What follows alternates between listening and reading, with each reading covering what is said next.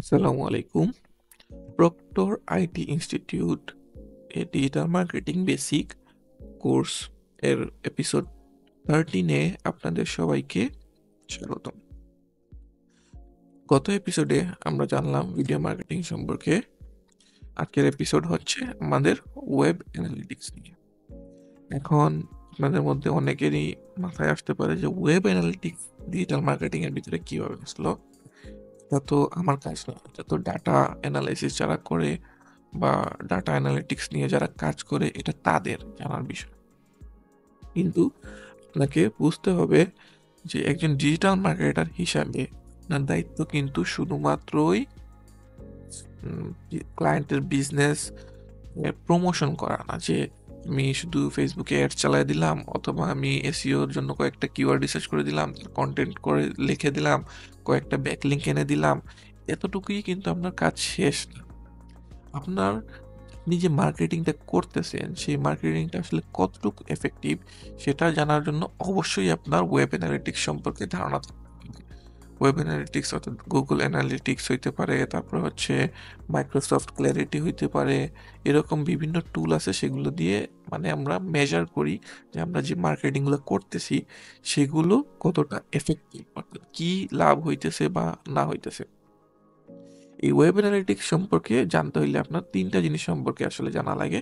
সেটা হচ্ছে ভিজিটরস insight, performance matrix আর CTA performance.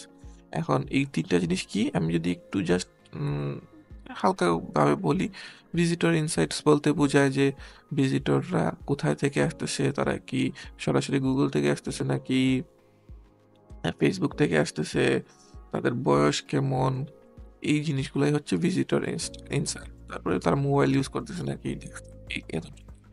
আর performance matrix বলতে বোঝায় যে একটা পেজে তারা কত সময় থাকতেছে, পেজের বাউন্স রেট কত, বাউন্স রেট এগুলো হচ্ছে কি কিন্তু হচ্ছে যদি আমরা অ্যানালিটিক্স নিয়ে যদি ক্লাস করেন বা আপনি যদি অ্যানালিটিক্স সম্পর্কে কোনো ধারণা থাকে তখন আপনি এগুলো বুঝতে পারবেন বাউন্স রেটটা কত।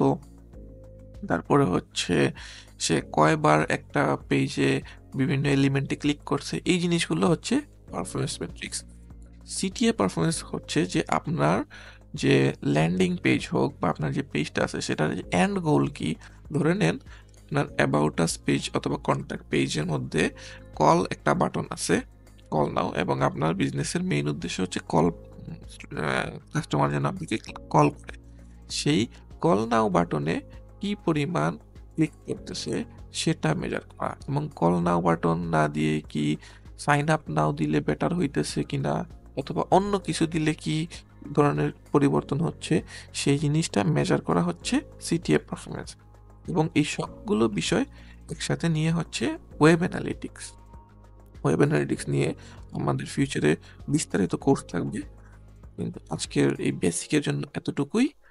নেক্সট এপিসোডে অন্য একটা নতুন বিষয় নিয়ে কথা হবে। আজকের জন্য এতটুকুই, ইনশাল্লাহ। আসসালামু আলাইকুম।